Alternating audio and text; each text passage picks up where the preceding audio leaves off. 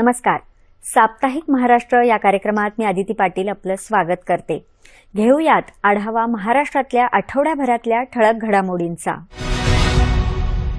महाराष्ट्राला जागतिक क्षमता केंद्रांसाठी देशात सर्वाधिक पसंतीचं ठिकाण बनवण्याचा निर्धार राज्य शासनाने केला आहे. यासाठी राज्यात 400 नवीन जीसीसी, 4 लाख उच्च कौशल्यधारित रोजगार आणि 50,000 कोटी रुपयांच्या गुंतवणुकीचं उद्दिष्ट निश्चित करण्यात आलं आहे. पाहुयात याविषयीचा खास वृत्तांत. राज्याला जागतिक क्षमता केंद्रांसाठी देशातलं आघाडीचं आणि सर्वाधिक पसंतीचं ठिकाण बनवण्याचा निर्धार राज्य शासनानं केला असून त्या दिशेनं ठोस पावलं उचलली जात आहेत. यासाठी राज्यात 400 नवीन जागतिक क्षमता केंद्रांची उभारणी, 4 लाख उच्च कौशल्य आधारित रोजगाराच्या संधी आणि 50,000 कोटी रुपयांची गुंतवणूक आकर्षित करण्याचं महत्वाकांक्षी उद्दिष्ट ठेवण्यात आलं आहे. मुख्यमंत्र्यांनी पुण्यात आयोजित जीसीसी नेतृत्व शिखर परिषदेत अशी माहिती दिली. जागतिक क्षमता केंद्रांचं स्वरूप बदलत असून भविष्यात ही केंद्र कृत्रिम बुद्धिमत्ता, अभियांत्रिकी, सायबर सुरक्षा, वित्तीय सेवा, डेटा विश्लेषण आणि संशोधन विकासाची प्रमुख केंद्र बनतील असं मुख्यमंत्री म्हणाले. महाराष्ट्राकडे जीसीसीसाठी आवश्यक असलेली सर्वसमावेशक परिसंस्था उपलब्ध असून मुंबई, पुणे, नाशिक, नागपूर आणि छत्रपती संभाजीनगर या शहरांमध्ये विस्ताराच्या मोठ्या संधी उपलब्ध असल्याचं त्यांनी सांगितलं. पुणे हे अभियांत्रिकी आणि तंत्रज्ञान क्षेत्रातलं महत्वाचं केंद्र बनत असून मुंबई वित्तीय आणि व्यावसायिक केंद्र म्हणून आघाडीवर असल्याचं त्यांनी स्पष्ट केलं.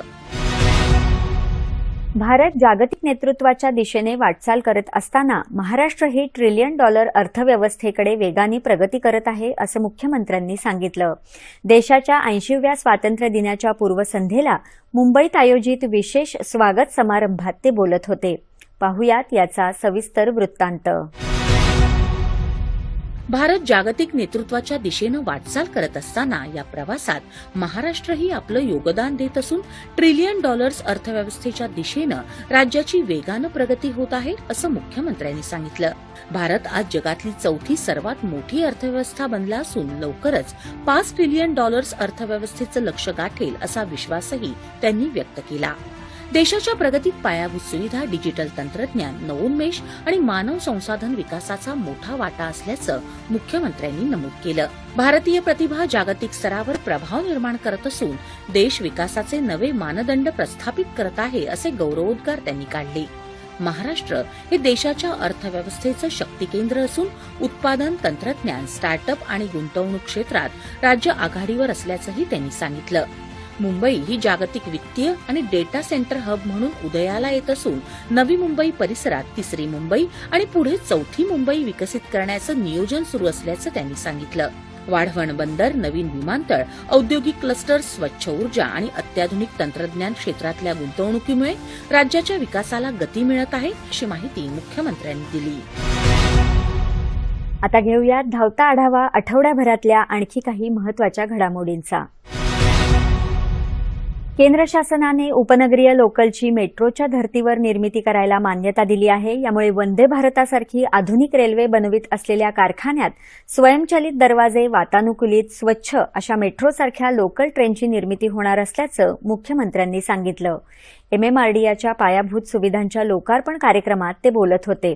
लोकार्पण होणाऱ्या पायाभूत सुविधांमुळे मुंबईतील दळणवळणाला गतिमानतेचा बूस्टर मिळाला असल्याचा विश्वासही त्यांनी व्यक्त केला. राज्यातील ड्रोन उद्योगाच्या विकासासाठी धोरणाची प्रभावी अंमलबजावणी, उद्योजकांपर्यंत योजनांची माहिती पोहोचवणं आणि त्यांच्या अडचणींचं तातडीने निराकरण करणं यासाठी टास्क फोर्स स्थापन करण्यात येणार असल्याची घोषणा मुख्यमंत्र्यांनी केली.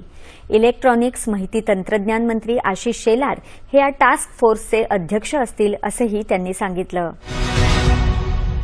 राज्यातल्या सामान्य नागरिकाला दर्जेदार आरोग्य सेवा देण्यासाठी शासन कटिबद्ध असल्याचं उपमुख्यमंत्री एकनाथ शिंदे यांनी सांगितलं.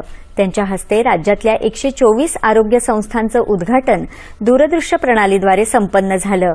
राज्याला तज्ज्ञ डॉक्टर देण्यासाठी शासन प्रयत्नशील आहे असं शिंदे यांनी यावेळी सांगितलं. चाकण एमआयडीसीतील रस्ते, वाहतूक कोंडी आणि इतर पायाभूत सुविधांसंबंधी अडचणी प्राधान्याने सोडवण्यात येतील अशी माहिती उपमुख्यमंत्री सुनेत्रा अजित पवार यांनी दिली. चाकण नागरी कृती समिती तसंच औद्योगिक संघटनांच्या प्रतिनिधींशी पवार यांनी दूरध्वनीवरून चर्चा केली, त्यावेळी त्या बोलत होत्या. याबरोबरच हे बातमीपत्र संपलं. तेव्हा पुन्हा भेटूयात साप्ताहिक महाराष्ट्राच्या पुढील भागात. तोपर्यंत नमस्कार.